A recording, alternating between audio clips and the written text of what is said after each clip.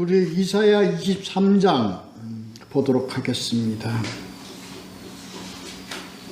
이사야 23장 말씀 함께 나누실 제목은 큰 물로 라는 제목으로 보도록 하겠습니다. 이사야서 23장 1절부터 18절까지로 되어 있고요.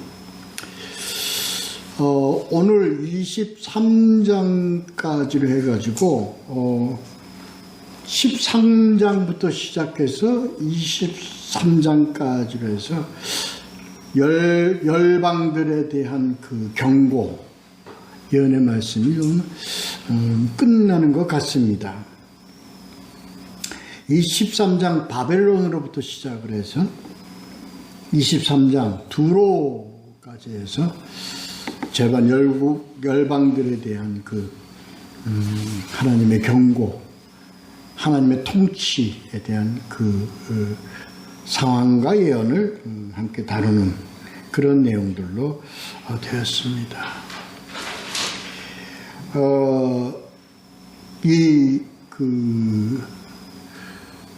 바벨론은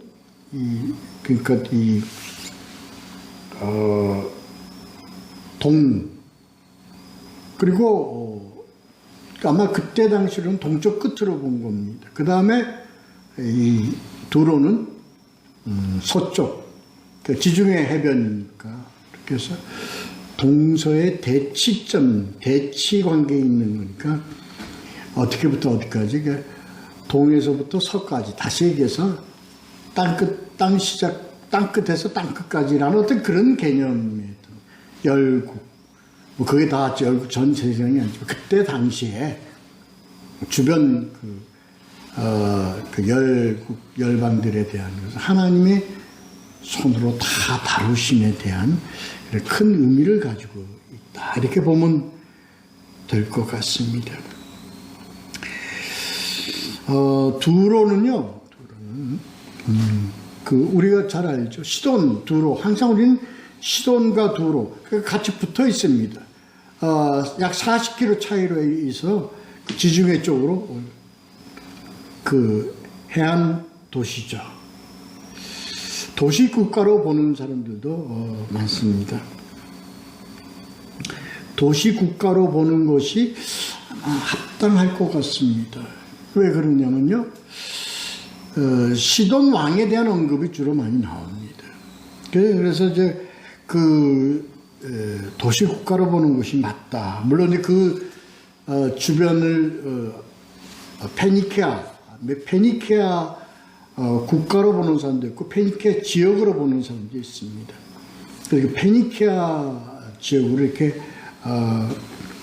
보는데, 그 페니키아 지역에서 아마 가장 중심된 어떤 그 도시, 두로, 항구 도시입니다. 항구 도시. 그때 당시에 가장 찬란했던 그런 항구로 우리가 보면 될 것 같습니다.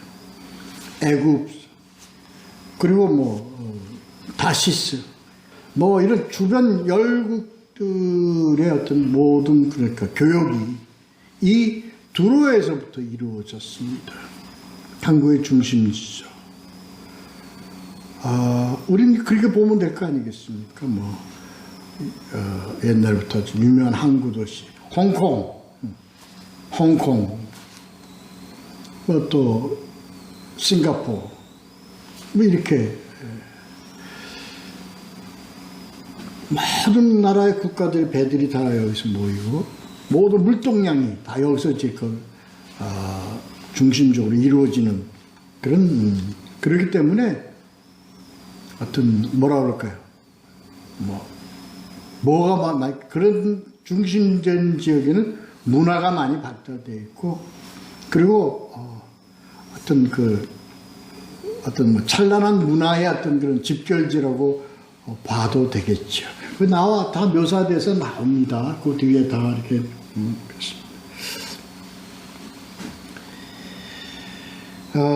그러나 열국에 의해서 이 두로도 기존에 우리가 했던 그런 연처럼 망하게 되는 거죠. 그래서 두로의 그 멸망에 대한 그런 경고, 예언, 그런 내용이 이번 장에 다 나옵니다. 그 두로가 망한 거는 두로뿐만 아니라 두로, 시돈, 그리고 그 페니키아 지역이 좀 다 망합니다. 근데 왜 이 두로가 멸망이 되어짐으로 인해 가지고 세계적으로 어떤 영향을 미쳤느냐. 우리가 뭐 추론해 볼 수 있을 정도로 이 두로를 중심으로 해가지고 애굽하고 뭐 이렇게 그 중심, 동서의 모든 문물들이 여기서 거래가 다 이루어졌는데 여기가 멸망이 되어버렸으니까 어떻게 되겠습니까? 여기를 들락날락거리던 배들이 다 운행을 할 수 없게 되겠죠. 그 얘기는 세상의 교역이 완전히 어떻게 될까? 아주 그냥 혼란에 빠져들어가게 되는 거죠.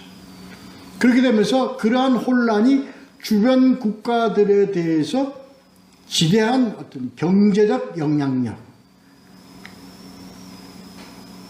그리고 주변 열국의 어떤 주변 국가의 어떤 그 공포와 불안과 많은 근심을 유발하게 하는 그런 어떤 사태가 이루어진 것으로 봐야 될 것 같습니다.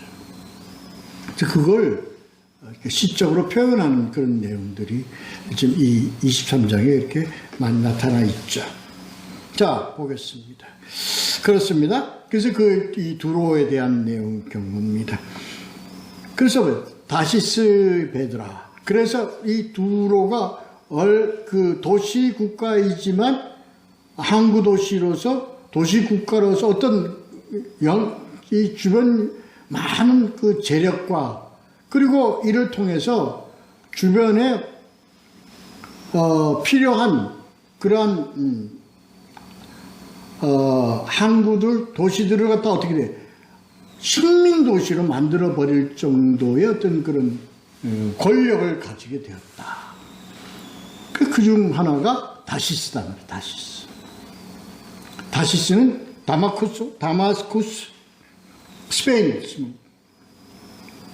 죄송합니다. 다마스쿠스가 아니고 스페인의 타르테수스. 이 구약 성경의 그 선지서에서 다시스에 대한 내용이 좀 많이 나오죠. 여기서도 나오고 어디서도 나오니까 우리가 중요하다는 건 예언서, 요나서에서도 많이 나오죠. 그렇습니다. 근데 이 다시스는 어디에? 식민 도시입니다. 식민 항구입니다. 말하자면 어디에? 두로에. 그래서 다시스로 서로 항해하던 배들, 다시스 갔다가 다시 돌아오고 이런 배들이 다시스를 갔다가 두로로 돌아오는 길에 다시스가 멸망됐다는 얘기를 듣고 어떻게 됐습니까? 이제 뭐예요? 배를 갖다 댈 데가 없습니다. 댈 수가 없습니다. 그 내용에 대한 표현이 이제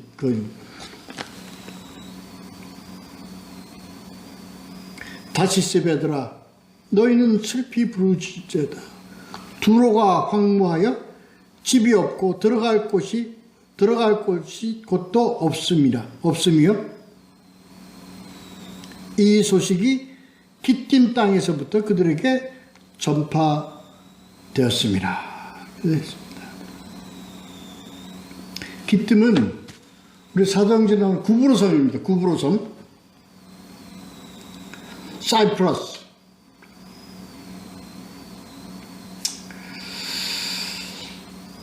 그렇습니다. 그만큼 지금 대혼란이 일어났습니다. 우리가 지금 우리가 홍콩을 들자고 예를 들어서. 뭐 우리나라 배도 홍콩으로 많이 들어가죠. 그리고 홍콩은 완전히 항구 도시로서 세계적으로 유명한. 그러니까 거기서 많은 이제 교역량이 이루어지죠. 그래서 홍콩으로 배가 다 집결되어지는데 어떻게 됐어요? 홍콩이 망했어요. 요즘 그런 불안한 사태가 벌어지고 있잖아요. 중국으로 다시 환수된 이후에 이 홍콩과 이 중국과의 어떤 그런 갈등으로 인해 가지고 그러한 불안한 조짐이 보이잖아요. 그래서 만약에 홍콩이 마비가 되어버린다면 홍콩으로 모든 입출항하던 모든 배들이 어떻게 되겠어요? 입항 금지가 되든가 아니면 뭘 되든가 해서 세계 경제가 흔들려 버리는 원인이 되겠죠. 그렇게 이제 우리가 연관지어서 생각을 해볼 수 있는, 추정해 볼 수 있는 그런 내용들입니다.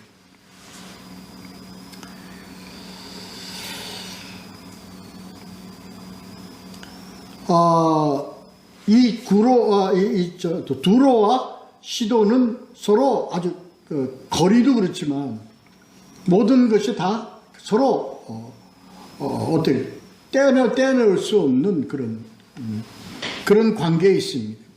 그래서 항상 시돈과 두로를 우리가 같이 언급하는데 거기도 나옵니다. 이런 내용이 2절.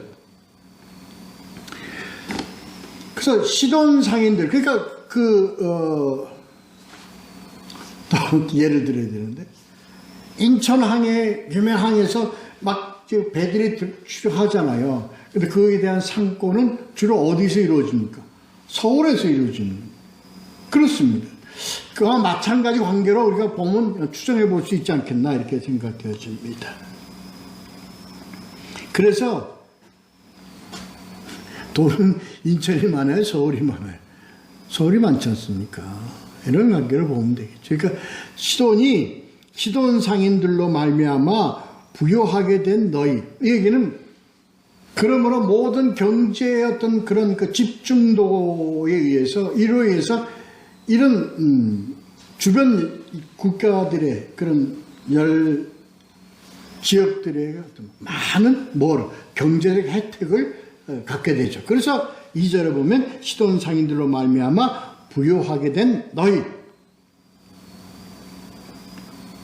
그런 이제 개념이 있지 않습니까? 그래서 모든 게 집결된다. 문제는 그래서 두로가 어느 정도 발전되었냐면요, 우리가 열왕기 상에 보면 이 다윗 때부터 시작해서 두로가 다윗 긴밀한 관계에서 성전을 특히 짓는 모든 그런 제목들을 다 이 시돈 두로에서부터 들여와서 이렇게 한 내용이 우리가 알고 있죠. 그런 내용들. 그만큼 자원이나 문화적으로 좀 상당히 같이 이렇게 발전되어 있다. 그렇게 보면 될 것 같습니다. 여기서 이제 좀 그렇습니다. 근데 여기서 이렇게 되면 어떤 팀이 23장에서 이 두로와 시돈을 다루는 그런 어떤 의미가 복합적으로 되어 있습니다. 그러므로 예루살렘과 어떤 많은 유대 관계를 이루어진 반면에 또 하나의 역사적 배경으로 볼 때 모든 세계의 어떤 그런 거래, 이 물동량이 거기에 국한되어지지 않고 모든 세계의 문화도 여기에 집결되어 있었겠죠. 그 얘기는 모든 무엇도 집결되어졌다고 보면 되겠습니까? 각 나라의 종교도 집결되어졌다고 봐야 될 것 같습니다. 그러면 하나님이 여기서 언급하는 이유는, 그래서 뭐라고 표현을 했냐면, 나중에 보면요, 뭘로 표현했냐면 음녀라고 표현을 한 겁니다.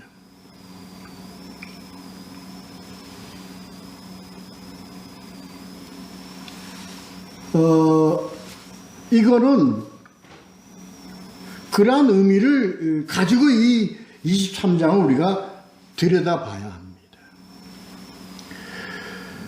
그래서 그에 의한 하나의 큰 성경적 역사의 한 계기, 발단이 된 게 있습니다. 그게 뭐냐면, 열왕기상에서 나오는데, 아합 왕이 부인을 어디서 누구의 왕의 딸이냐면 바로 시돈 왕의 딸입니다. 거기서부터 그 성경적 어떤 그 분쟁의 어떤 그 기점이 되죠. 그렇습니다.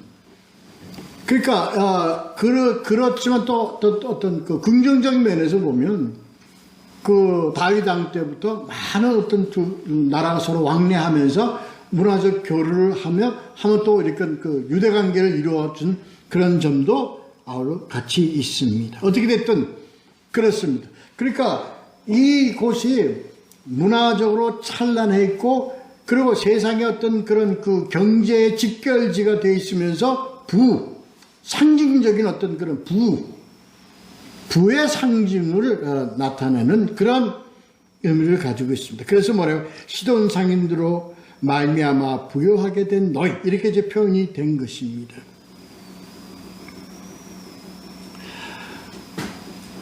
그러니까 이쪽 지역, 페니키아 지역이 바벨론에 의해서 완전히 이제 또 멸망되었을 때, 그러니까 너희들이 그렇게 취향찬란하고 그렇게 부여를 상징한 것이 어떻게 하루아침에 그냥 몰락을 해버린 겁니다. 그 자체가 뭡니까? 부끄러울 일이죠. 수치의 일이죠. 수치. 우리나라 조선, 우리 뭐랄까, 망국이라고 그러지 않습니까? 그 국치라고 그래요. 국치. 또 부끄러워할지어다. 4절에 그 지역 지중해를 전체 경제권을 가지고서 어떤 말 아주 다루던 사건하던 모든 그런 그 두로. 그래서 뭐라고 표현했나 4절에 보면 바다의 요새다 했다. 바다의 요새. 두로를 두고. 그러니까 모든 것을 잃어버리니까 모든 것을.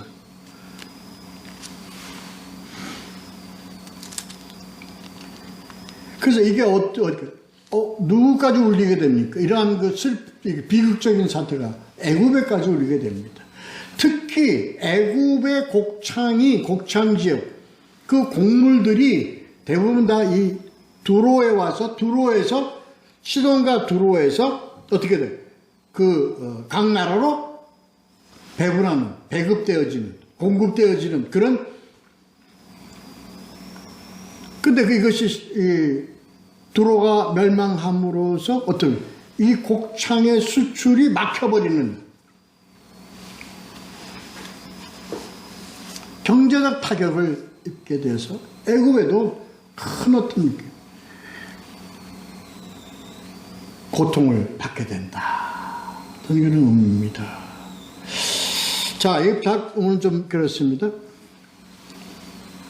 그래서 옛날에 건설된 너희 희락의 성, 기쁨의 성,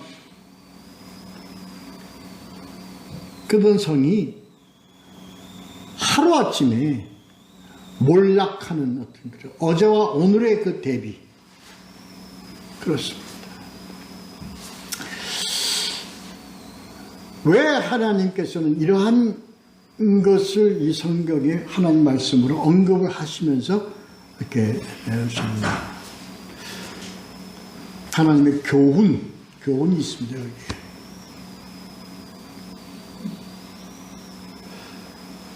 세상의 물질을, 세상의 부에, 세상의 어떤 그런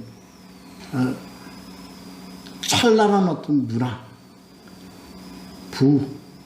물질,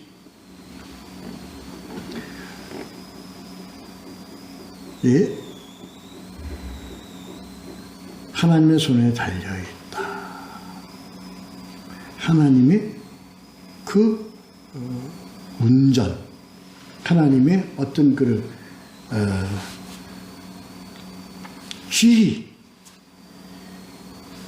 대단히 중요한 어떤 의미를 오늘 우리 이 말씀을 통해서 깨달아야 합니다. 오늘은 특히 요 의미, 주로 그들 과거에 다뤘던 것은 주로 뭐에 대한 부분입니까? 권력에 대한 부분입니다. 근데 오늘은 특히 어디에 이 물질,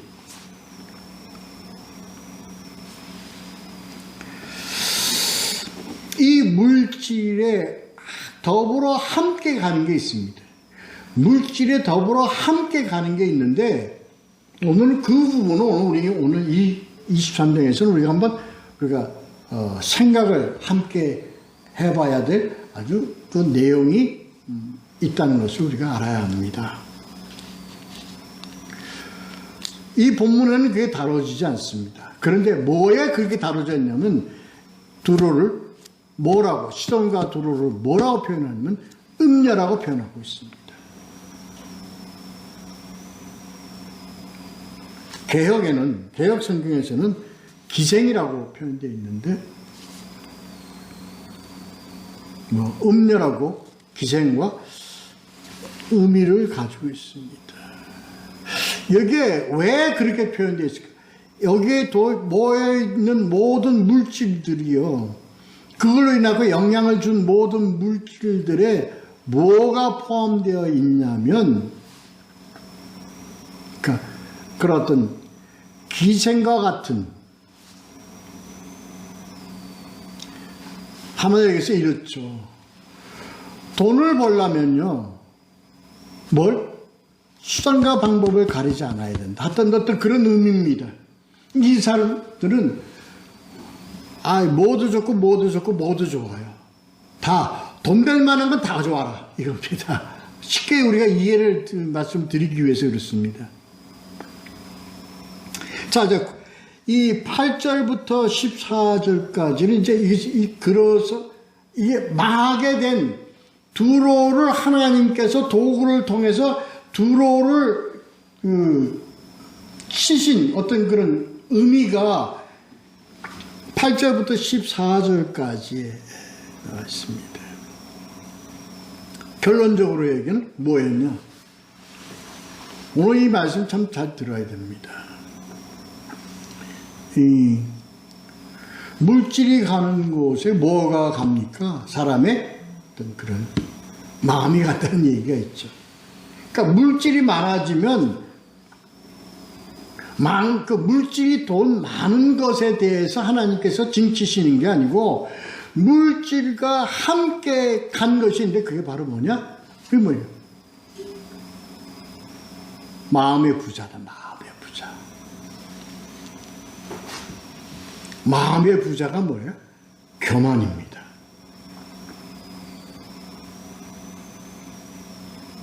위선, 교만입니다.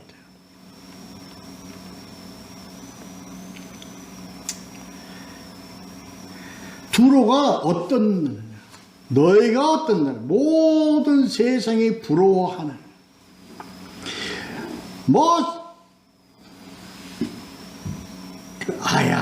대단하지 뭐. 옛날 같으면 요즘은 좀 덜합니다만 워낙 미향들이 많아서 많습니다. 옛날에 홍콩에 하려면 굉장히 문화에 또 총집결지였지 않습니까?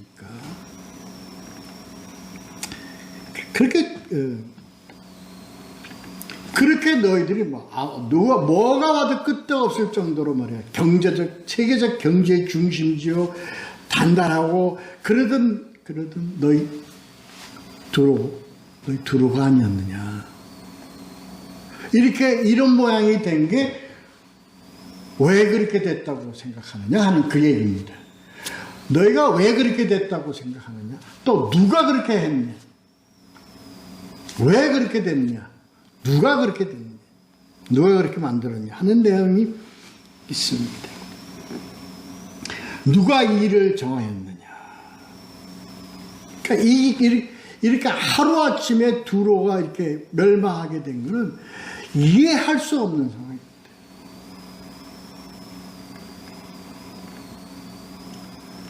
감히 상상할 수도 없었던 사람. 그만큼 재정적으로, 재력적으로, 경제적으로 아주 굳건했던 두로가 왜 이 모양이 됐냐?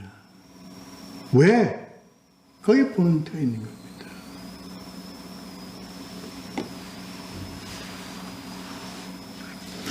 우리 가끔 이제 우리 사회에서요, 이런 사건들을 우리가 접하잖아요. 야, 어떻게 그 회사가 망해? 이 그룹이 어떻게 하루아침에 날아가?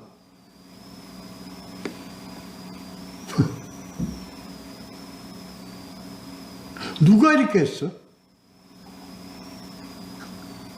이러는 겁니다.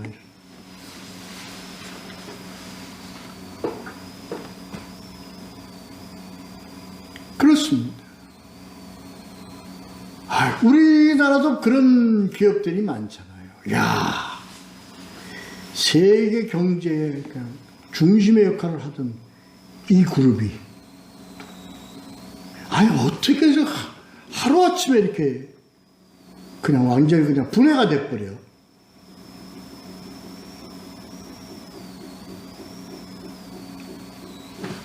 우리 성경 말씀하고는 비교한다는 것이 좀 무슨 있을지 모르겠지만 우리의 이해를 돕기 위해서 그렇습니다. 두로가 그랬다는 겁니다. 국가가 전 세계 경제의 중심을 잡고 있던 두로가 이것도 뭐 몇 년, 몇십 년 두고 이러는 게 아니라 하루아침에 그냥 몰락을 해버리니까 아연실색을 하는 겁니다. 세상에 아연실색을 하는 겁니다. 누구야? 왜 그러냐? 이겁니다. 누구는 하나님이죠. 누구는 하나님. 하나님이 그렇게 하셨다. 왜 그랬느냐? 9절에 보면 나와야지 돼요. 9절을 보면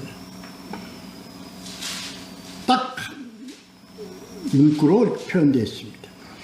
세상의 모든 교만하던 자가 이렇게 표현되어 있습니다. 9절.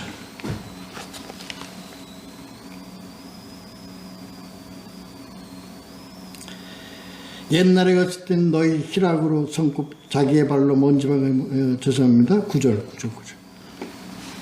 모든 누리던 영화를 욕되게 하시며 세상의 모든 교만하던 자가 멸시를 받게 하려 하심이라. 요겁니다.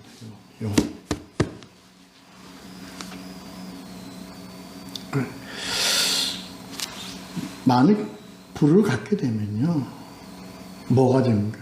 사람의 어떤 죄성이 그렇게 되어질 수밖에 없다는 거예요. 근데 그걸 하나님은 하나님 그냥 내버려 두지 않으셨다는 거예요.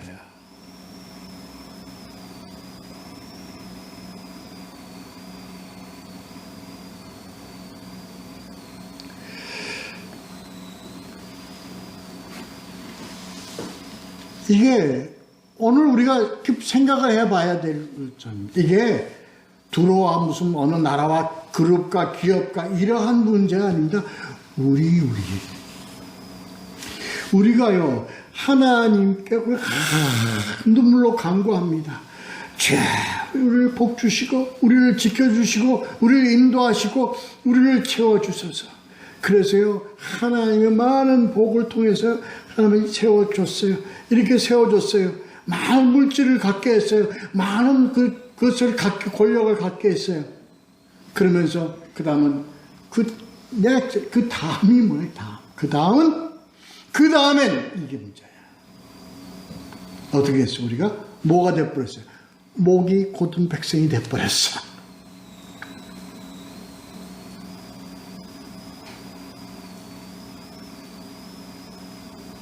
하나님의 응답이 내 공으로 이루어진 것처럼 나의 위치와 나의 생각과 나의 마음이 어떻게 됐어요? 교만해졌다.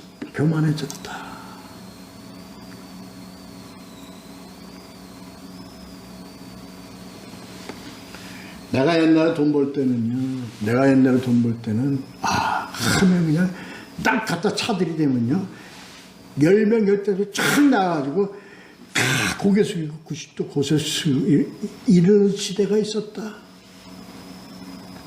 이렇게 얘기하잖아요.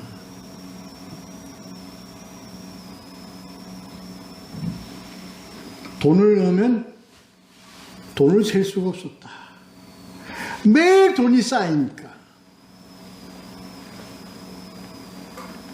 우리 자신, 그래서 하나님 늘 얘기하시는 게 뭡니까? 누구에 대한 경고라. 누구에 대한 경고라. 누구에 대한 경고라. 우리는 이러한 우리들의, 그래서 교만은 원죄입니다. 원죄. 자아라는 죄, 원죄에 속한 죄 열매입니다.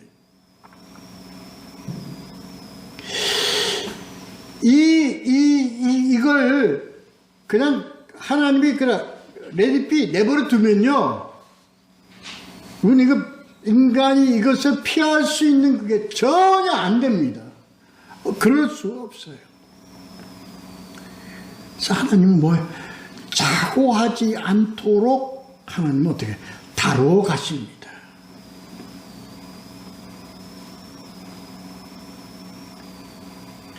이러한 관계 속에서 우리는 길을 걸어가고 있는 거예요. 길을 걸어가고 있는 거예요. 늘 하나님께서 말씀으로 우리에게 권유하시고 경고하십니다. 그게 뭘로 경고하십니까? 이 성경에 나와 있는 모든 사건과 모든 것을 통해서 누구에게 경고하냐? 하나님의 자녀에게 경고하는 거라고요.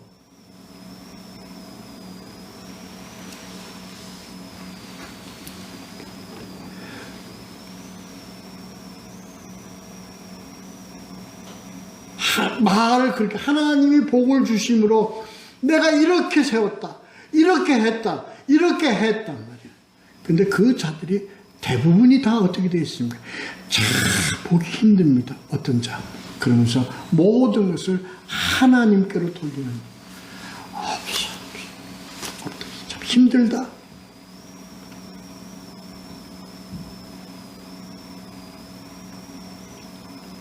뒤에 나옵니다. 모든 것을 다 어떻게 하라? 되돌려라. 하나님께 되돌려라.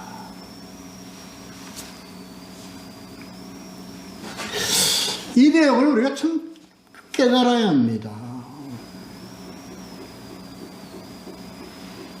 그래서 이 성경에서 다루어지는 건 물질의 부자를 다루는 게 아닙니다. 물질에 가는 우리 인간의 마음을 다루는 겁니다. 그래서 예수 그리스도가 하신 말씀이요, 부자가 들어가는 것이 낙타가 바늘 깨 들어가는 것보다 더 어렵다고 한 것은 어떻게 된 거예요? 우리 인간의 원죄 속성이 있기 때문에 물질의 부자가 되면 우리들은 그렇게 마음의 부자라는 게 뭡니까? 교만입니다. 교만이 따를 수밖에 없어요. 근데 이 교만은 뭐예요? 죄예요. 이 죄로 우리는 구원을 받을 수 있으면 구원받지 못합니다. 그래서 바늘끼기보다 들어가는 비유를 한 겁니다. 오늘 이 두로와 시돈과 이 페니키아의 멸망이 직결되어 있다는 겁니다.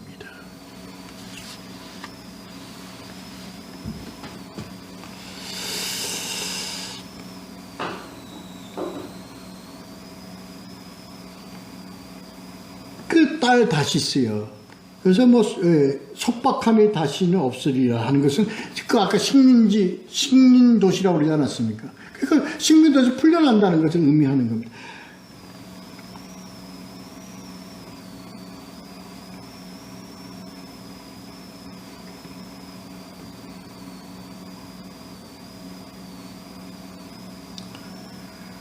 여기서 너 학대받은 처녀딸 시도나라고 하는 것은 골편 좀 이해 난해한 구절인데요. 그 가족의 단위입니다. 그 어머니와 딸. 옛날에 이 학대를 받았다는 얘기는요, 그렇게 뭐 핍박받고 그런 의미의 딸이 아니라, 딸을 뭐야, 여자답게 만들기 위해서 엄마가요, 맨날 잔소리하고, 그렇지 않습니까? 응? 권고하고, 응? 그 모녀지간의 관계에서 어떻게 돼?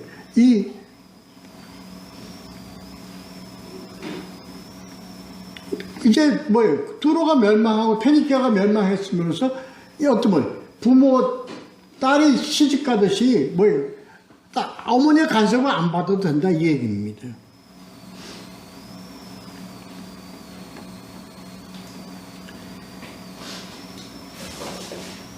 자, 그 다음에 이제 이렇게 해서 두로가 멸망돼서 그 주변과 이렇게 해서 하나님께서 이렇게 하셨어요. 왜라는 게 이제 들어가죠. 우리는 앞에서는 하나님이 그러셨다는 거예요. 왜? 교만 때문에 그렇게 했어요. 교만 때문에 그렇게 했는데 하나님께서 어떻게 이를 완전히 없애버리셨냐? 완전히 예식 멸망으로 끝났느냐? 하나님은 이들을 그렇게 다루지 않았다는 거예요. 그 다음에 15절서부터 18절까지는 다시 회복시키는 내용이 나옵니다.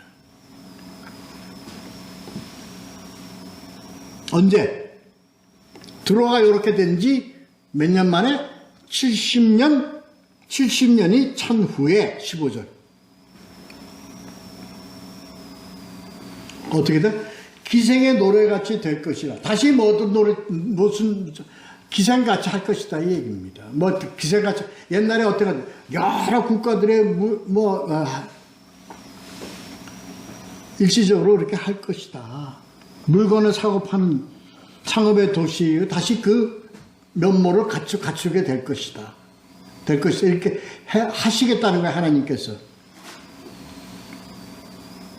근데 16절 잃어버린 바 되었던 너 음녀여.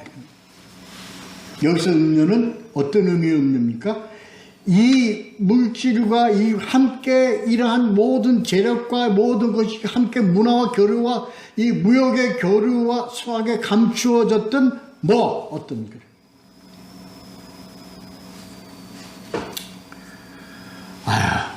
기독교도 좋고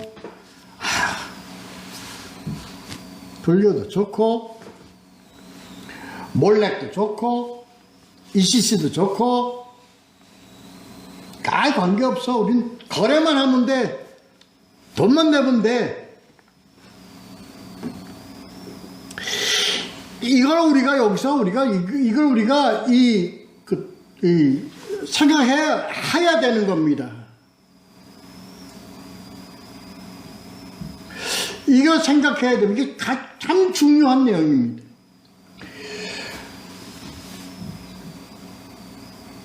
그래.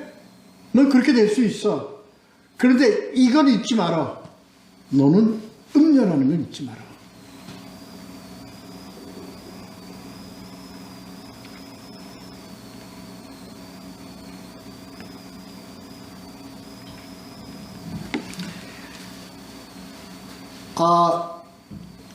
이 해석은요, 죄송합니다만, 이 주석과 다른 것과는 좀 다른 의미로 해석을 했습니다, 저는 이렇게 했습니다.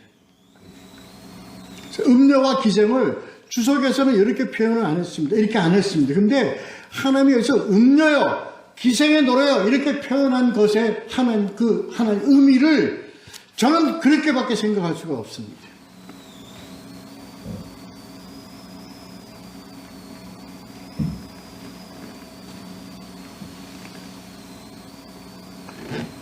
이건 세상이 가는 모습은 이럴 수밖에 없다는 것을 하나님께서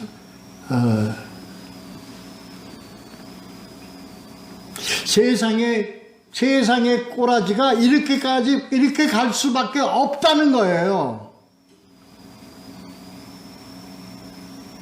세상은 그냥 종교의 자유의 어떤 모습으로 갈 수밖에 없는 거예요.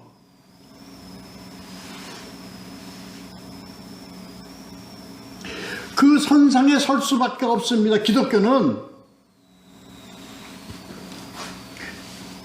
그러나 항상 너희는 이걸 기억하라. 이걸 생각하라.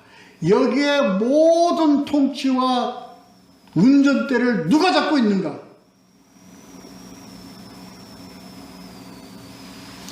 이걸 우리가 생각할 수 있어야 됩니다. 이걸 우리가 하고 있어야 됩니다. 너희가 그런 상황 속에 살지만 항상 너의 모든 결실의 모든 것을 누구에게 돌려라? 여호와께 하나님께 돌려라, 이겁니다. 우리는요 지금 이 세상 속에서 이렇게밖에 살 수밖에 없어요. 근데 너희는 뭐 알아라? 하나님의 주권 속에 있음을 알아라. 그렇기 때문에 우리는 뭘 지켜야 돼? 하나님께서 우리에게 원하시고 뜻하신 바를 붙잡고 가야 한다 하는 것이 오늘 23절 말씀입니다.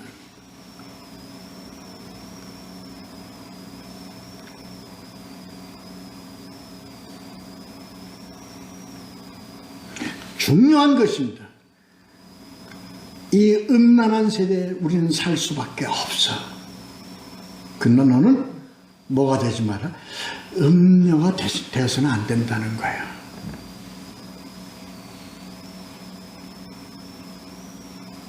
이 두로의 경고에 대해서 우리는 뭐예요? 우리 하나님의 백성에 대한 경고로 우리가 이것을 어떻게 돼?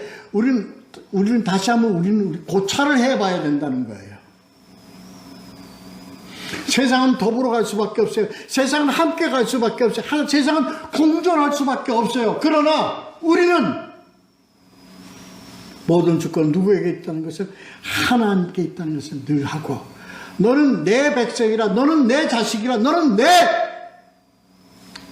너의 하나님이다, 이걸 알고 너희는 어떻게 살아가야 되겠다는 것을 너희는 알아야 한다 하는 권면의 권고의 말씀이 여기에 포함되어 있다는 것을 기억하고, 우리는 오직 하나님의 구원의 길, 하나님이 우리 구원의 길,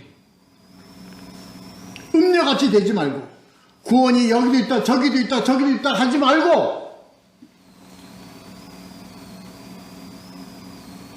세상 이 혼돈하고 음란의 세상 속에 사는 너희는 keep your way, 너희 길을 가자, 너희 길을 가라 하시고, 오직 우리는 하나님의 뜻을 받들어 뜻에 우리는 이 혼돈의 세계에서도 오직 하나님만 바라보고 예수 그리스도의 도, 십자가의 도를 지키며 나아가는 귀한 성도 되시기를 예수 그리스도의 이름으로 축원합니다. 기도하겠습니다.